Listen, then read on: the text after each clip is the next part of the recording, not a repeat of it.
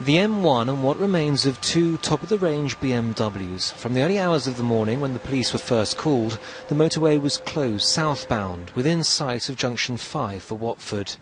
Two men aged 22 and 24 were killed as one or both of these vehicles lost control at high speed, careered into a safety barrier and ended up strewn across the carriageway.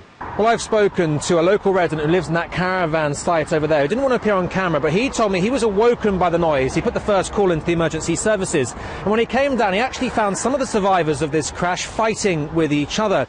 He also described the drivers as being young Asian men, and it's thought the occupants of both cars knew each other. But what of those reports of a brawl immediately after the accident? There were a number of people who clearly were suffering emotive reaction to a very traumatic situation. To say they were fighting, I could not clarify at this point in time. There were clearly, there was a lot of emotive thinking that needed to be calmed down. This afternoon, the police arrested one of the drivers, a 25-year-old man, on suspicion of causing death by dangerous driving. And as the Highways Agency worked through the night and morning, gridlock here and across West London.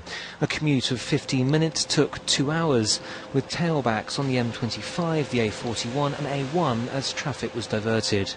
A little before midday, though, and the motorway was reopened. The knock-on to traffic took much longer to clear.